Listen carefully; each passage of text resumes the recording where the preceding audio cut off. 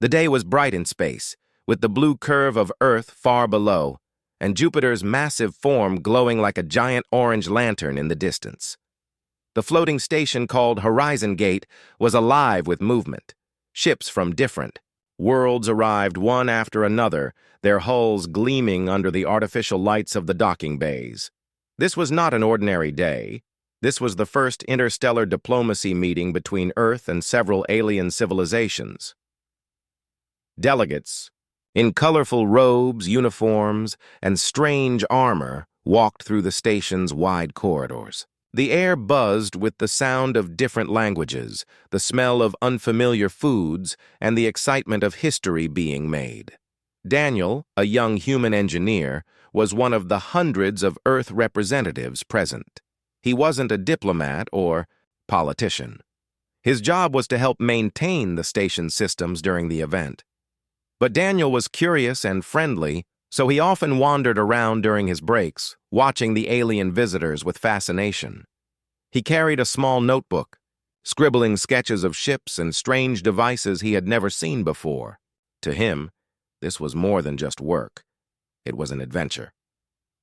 On the other side of the station, a tall figure in shining silver armor stepped out of her ship.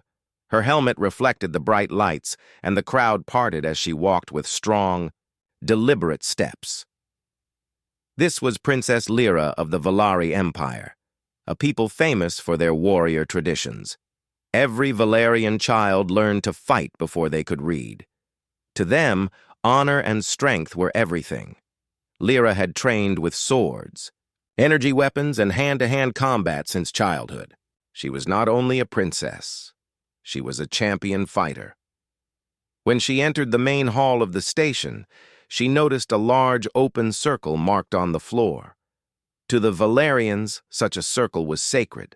It was called the dueling circle, and stepping inside without permission was the same as challenging someone to a fight. As she approached, her golden eyes narrowed. A human man, tall but without any armor, was standing inside the circle, looking around curiously and jotting something in his notebook. He seemed unaware of the meaning of the space he stood in. "Who dares stand in the challenge ring?" Lyra's voice rang out, clear and strong. The chatter in the hall stopped. Alien delegates turned to see what was happening. Daniel looked up from his notebook, confused. He had no idea she was talking to him. "Yes, you," she said, pointing, her gloved hand at him. "You have stepped into the circle of honor. By Valerian law, I demand a duel." A low murmur swept through the crowd. Some whispered translations to their companions. Others leaned forward to see what would happen next. The tension in the air was sharp, like a drawn bowstring. Daniel blinked.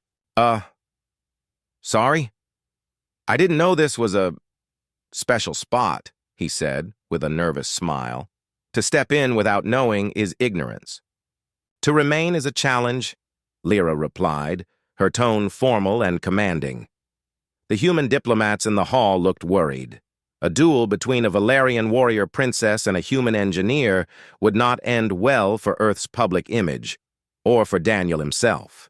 A few stepped forward to explain the misunderstanding, but Lyra's honor code required that the accused respond personally. Daniel's heart pounded. He could feel dozens of eyes on him. The princess stood tall, her armor catching the light, her expression fierce. She was clearly expecting him to prepare for battle. But Daniel wasn't a fighter. He had no weapons, no armor, and no desire to turn the first historic meeting of worlds into a violent scene. He took a deep breath, stepped forward, and did something that no one, human or alien, expected. He opened his arms and hugged her. It was quick but genuine, a simple, warm embrace. His arms wrapped gently around the rigid armor. Lyra froze, caught completely off guard. The hall went silent. You could hear the faint hum of the station's engines in the quiet. In Valerian culture, physical contact outside of combat was rare and deeply personal. A public embrace was something reserved for family, sworn allies, or those you trusted with your life. Lyra's golden eyes widened behind her helmet. She didn't pull away immediately. "I'm really sorry," Daniel said softly, stepping back. "On Earth, this is how we show we mean no harm. It's a greeting, a sign of friendship." There was a pause, and then a few quiet chuckles from the human side of the hall. Some aliens exchanged puzzled glances.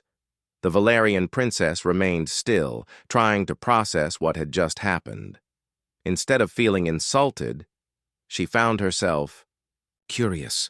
No one had ever met her demand for a duel with such a strange act of peace. "This hug," she said slowly, "is your answer?" Daniel smiled and nodded. "Yes, no duel. Just hello." The tension in the hall melted, replaced by an air of surprise and wonder. The duel was canceled on the spot. Diplomats relaxed. Conversations resumed, and the incident became the most talked-about moment of the day. But for Princess Lyra, the memory of that unexpected embrace stayed in her mind long after she left the hall. And for Daniel, he had no idea that a simple hug had just changed the course of his life. Lyra stood in the middle of the grand hall, still feeling the warmth of the strange human gesture. Her training had prepared her for many things: duels, strategy, leadership, but never for something as unexpected as that hug. For a Valerian warrior, a challenge in the dueling circle was sacred, and the answer was always a weapon in hand. Yet here was a human who had answered with open arms. It was not weakness, at least not the kind she understood. It was different, disarming. The crowd slowly began to move again, the frozen moment melting into a low buzz of whispers. Daniel stepped back, giving her space, but kept that easy smile on his face as if the situation had not been tense at all. "I didn't mean to insult you," he said. "It's just, in my culture, we try to solve misunderstandings without fighting. A hug is one of the simplest ways to show peace." Lyra tilted her head slightly. "Your arms wrapped around me. Was a greeting?" she asked, as if testing the words. "Yes, a friendly one," Daniel replied. She could not hide her curiosity. In Valerian custom, physical closeness was earned through trials, trust, or blood ties. It was not given freely, yet this human seemed to give it without thought. Was it foolish? Or was it a kind of courage she had not recognized before? The hall's master of ceremonies, sensing the danger had passed, quickly stepped forward to guide the princess to her seat for the next round of talks. But Lyra's gaze followed Daniel as he moved toward the back of the room, his notebook still in hand. He looked ordinary compared to the armored warriors she had grown up with. No sword, no shields. Yet something about him had unsettled her, not in a bad way, but in a way she could not ignore. Later that day, Lyra attended a private meeting with other Valerian delegates. They spoke about trade routes, security pacts, and military protocols. But her mind kept drifting back to the human engineer who had refused to fight. She found herself asking, why would someone turn down a duel with a royal warrior? Does he not fear losing, or does he see victory differently? The next day, during a short break between sessions, Lyra walked through one of the station's observation decks. The glass wall stretched high above her, showing Jupiter's swirling storms in all their golden red glory. And there, leaning casually against the railing, was Daniel. He was studying a small panel on the wall, making notes in his book. "You," she said, her voice carrying its usual royal authority. Daniel looked up. "Princess Lyra," he greeted with a polite nod. "You avoided a duel," she said plainly, stepping closer.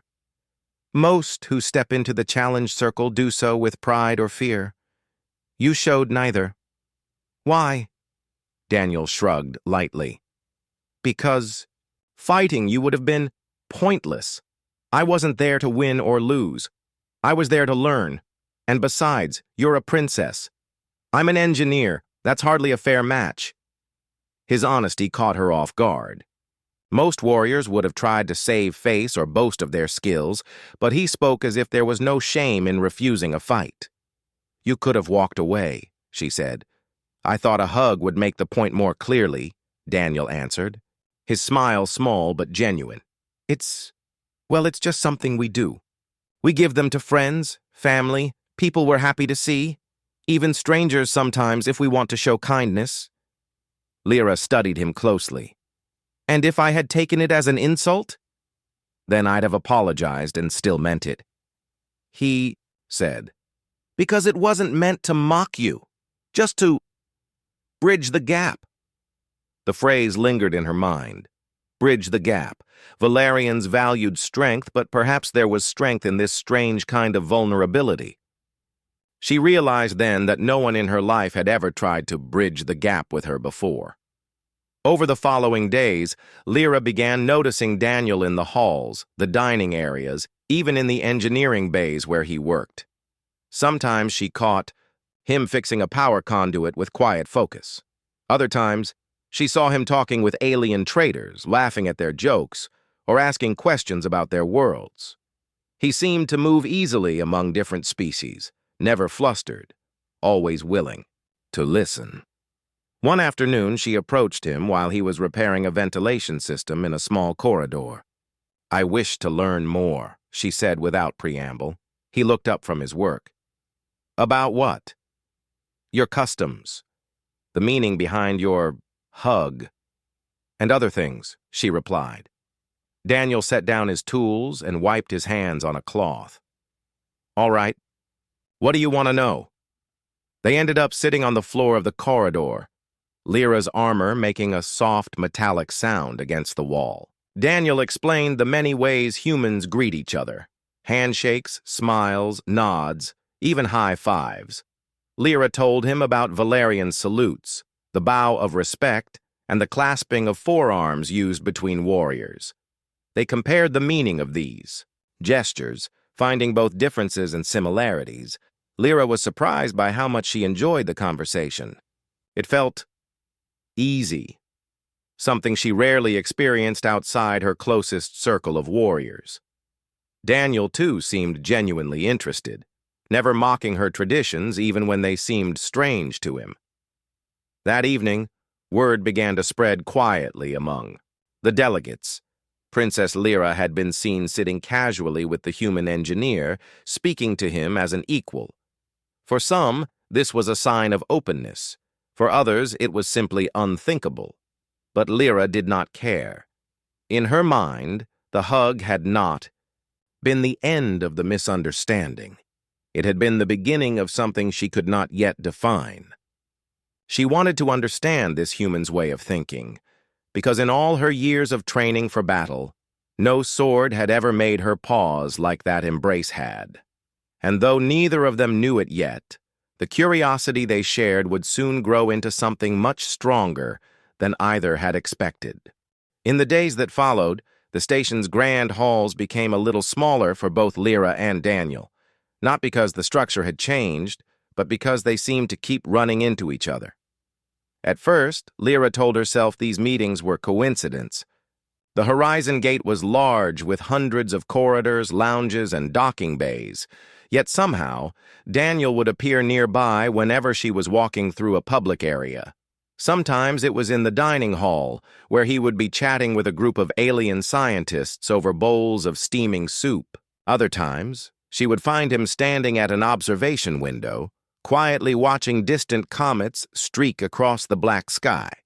Whenever their eyes met, Daniel would give her a small nod and an easy smile, as if greeting an old friend. Lyra had not felt this kind of interest in another being before. Many people sought her attention, warriors hoping to earn her respect, politicians hoping to gain her favor, suitors hoping to align themselves with the Valerian throne. But Daniel had none of those motives. He spoke to her as if she were simply herself, not a title, not a symbol. That alone made him unusual. One morning, during a scheduled cultural exchange, The Valerian delegation hosted a demonstration of their martial arts. Lyra herself led the display, moving with precision and strength as she sliced through training drones. The crowd clapped politely, some even cheering.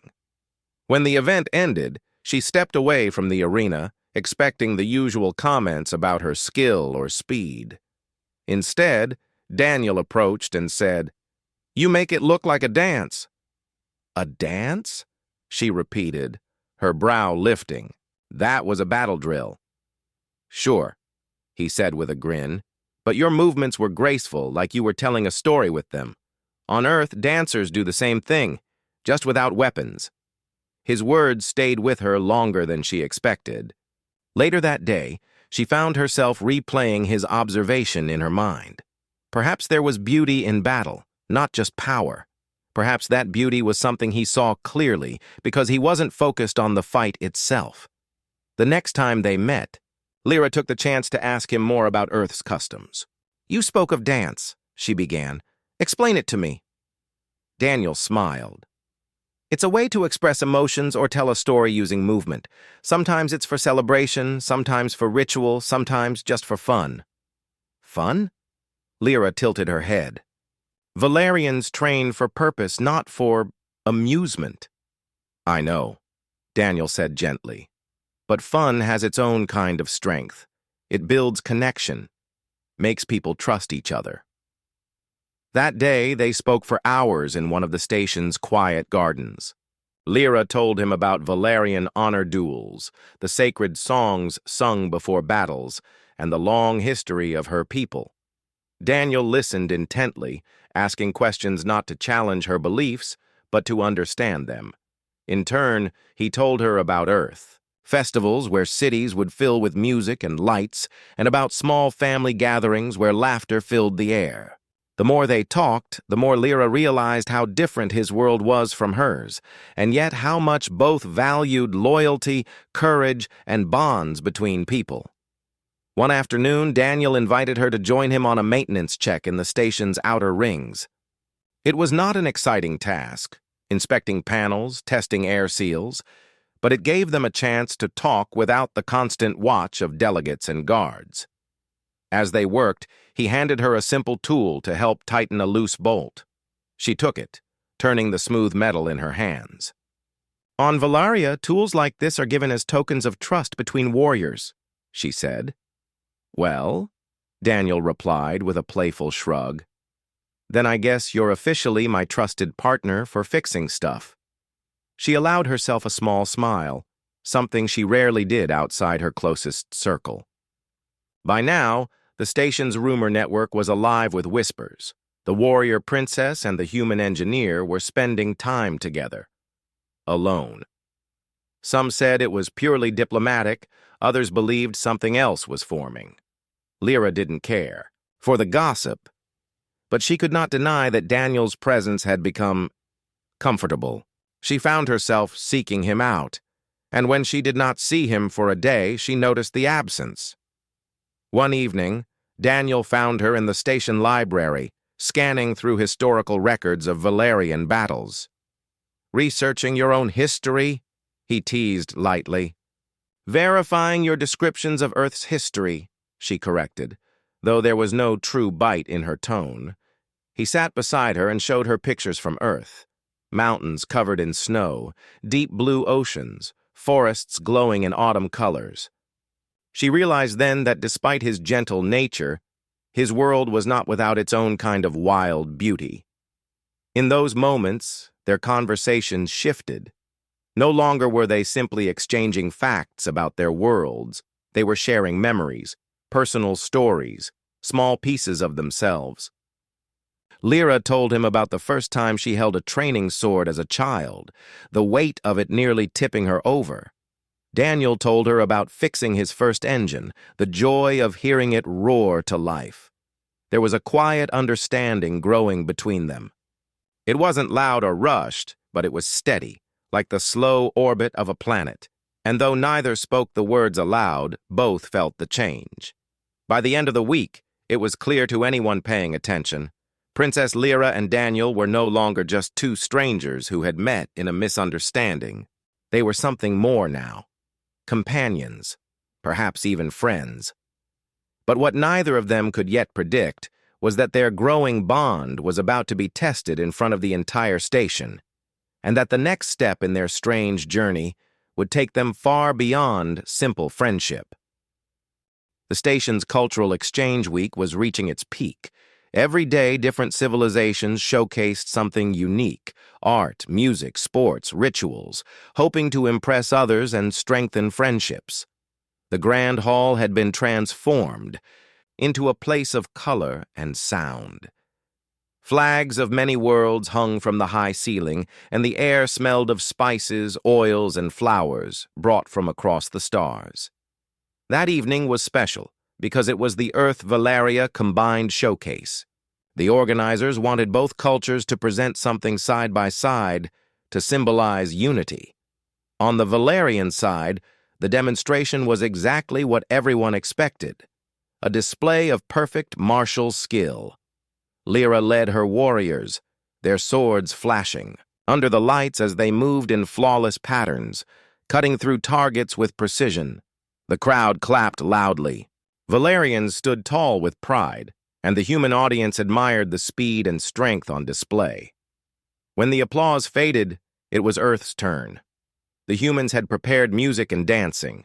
A group of musicians took their place with instruments, some familiar, some digital and strange. As the first notes filled the hall, human dancers stepped into the open floor, moving to the rhythm. Lyra watched with a puzzled expression. The dancers weren't attacking or defending. Their movements had no obvious combat strategy. Yet, there was something hypnotic about the way they moved in time with the music. Some steps were sharp and quick, others soft and flowing. People smiled while dancing, as if sharing a secret joy. Daniel noticed her watching. He stepped up beside her and said, "You should try." Lyra blinked. "Try this? It has no purpose."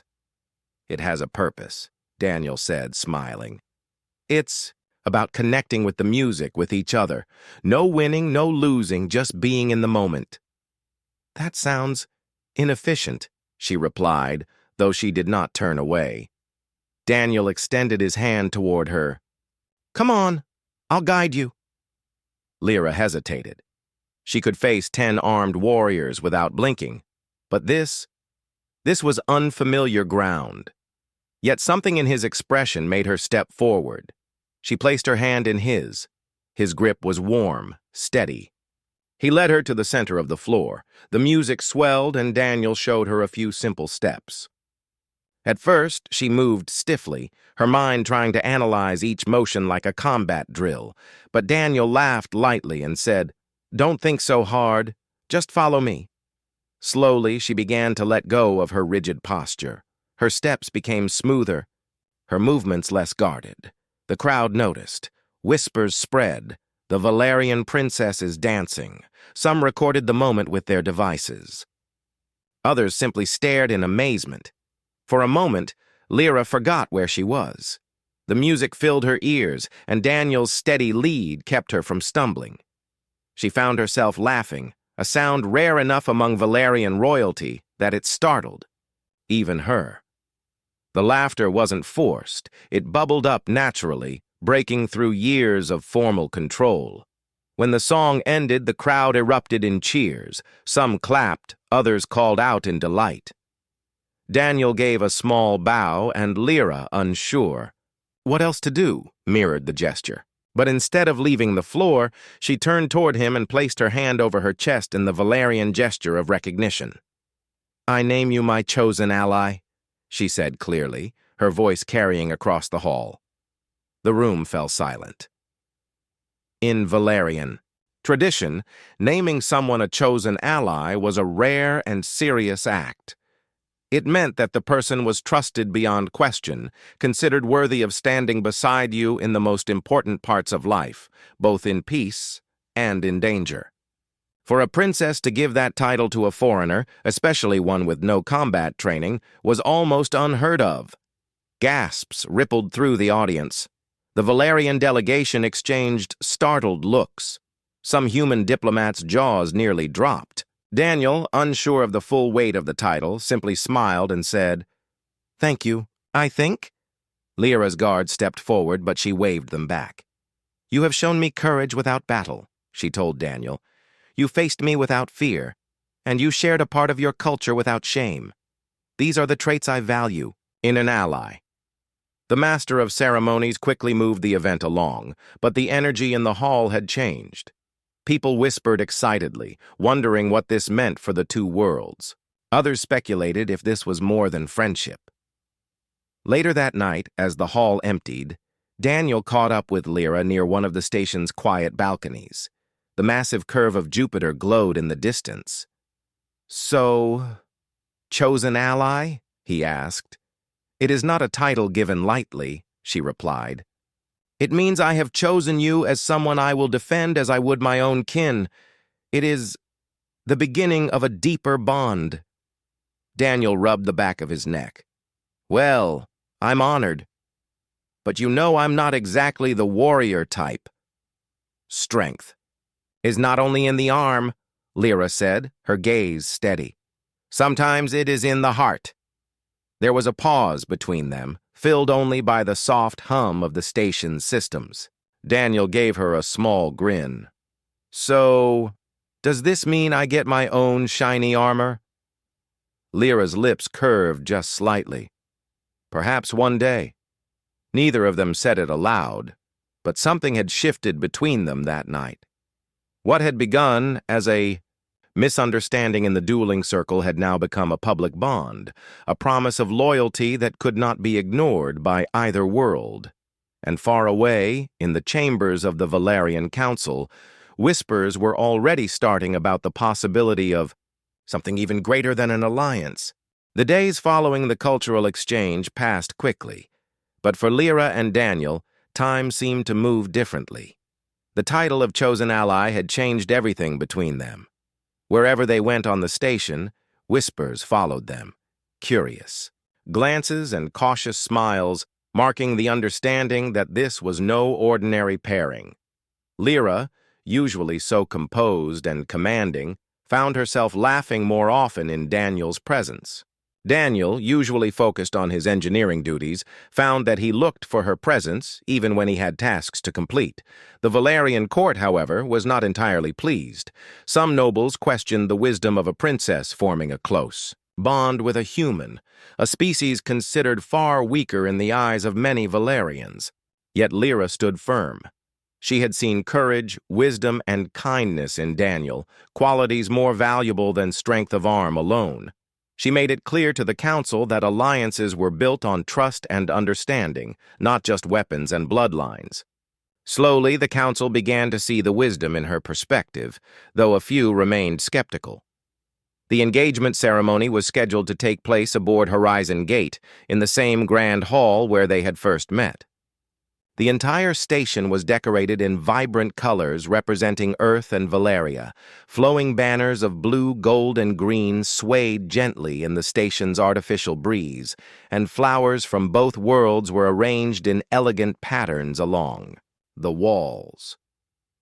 Delegates from all participating civilizations were invited, and the hall was filled with a mixture of awe and excitement. Daniel stood nervously near the ceremonial platform. He had received instructions from the Valerian elders about the customs he would need to observe, but his mind was elsewhere. He thought about the first day he had accidentally stepped into the dueling circle, and how a simple hug had turned the encounter into something that neither of them could have imagined. Now, that same hug seemed almost prophetic, the beginning of a journey that led to this moment. Lyra appeared at the entrance of the hall, her armor polished to a mirror shine and her ceremonial cloak trailing behind her. As she walked toward him, she held her head high, her golden eyes meeting Daniel's. The whispers stopped, replaced by silence, as all eyes turned to the pair who had become a symbol of hope and friendship between their worlds. The officiating elder approached an imposing Valerian with a calm voice. "Today," he began, We witness a bond that goes beyond tradition, beyond expectation, a bond that shows that courage and respect are the true measures of strength. Daniel extended his hand to Lyra, and she took it. For a moment, time seemed to slow. The hall felt larger, yet more intimate, as though only the two of them existed in that space. Instead of exchanging ceremonial weapons, as Valerian tradition demanded, they stood silently, holding each other's hands and exchanging a look full of meaning. "I promise to stand beside you," Daniel said softly, "to support you and to honor the trust you have given me." "And I," Lyra replied, "promise to trust you, to protect our bond, and to honor the courage you have shown in every moment." The elder nodded solemnly, signaling the completion of the ceremony. The audience erupted in applause, not only for the union of two individuals, but for the union of their worlds. Diplomats smiled, delegates whispered, and even the skeptical nobles nodded in quiet approval. After the ceremony, the hall opened to a celebration. Music from both worlds played together, blending in harmony. Lyra and Daniel moved among their guests, sharing laughs and stories, but always returning to each other's side. For the first time, both of them allowed themselves to enjoy the joy of the moment, without the weight of protocol or expectation. Later, in a quiet corner of the station, they found themselves alone. The massive viewports looked out into the endless expanse of space, Jupiter glowing in the distance, stars twinkling like scattered diamonds. Lyra turned to Daniel. "Who would have thought," she said, smiling, "that a duel would lead to this?" Daniel laughed lightly. "A hug was all it took," he said. "Yes," she replied, her voice soft. "A simple hug. Sometimes the simplest gestures have the greatest power." They stood there together watching the planets drift by, realizing that their bond was more than a promise. It was a connection that had changed both of them and, in its own way, changed the future of their worlds. They had begun as strangers from entirely different civilizations, but now they were partners, allies, and soon to be companions for life. Across the stars, delegates and citizens alike would remember this day. It was proof that courage was not always measured in strength of arm, that honor could take many forms, and that sometimes even the most unlikely connections could become the most profound. And so, in a hall that had once witnessed tension and expectation, the first interstellar engagement between a Valerian princess and a human engineer became a story told for generations. Their journey had begun with misunderstanding and had blossomed into trust, friendship, and love. The simple hug that had stopped a duel had grown into a bond unbreakable, a promise celebrated across worlds, and the start of a new chapter where two hearts and two civilizations would face the future together. From that day forward, whenever someone spoke of courage, kindness, or understanding, they remembered the story of Lyra and Daniel. They remembered how a princess and a human had met in the most unexpected way, and how their bond had not only survived, but flourished, becoming a symbol of hope for all who dared to cross the boundaries of difference with an open heart.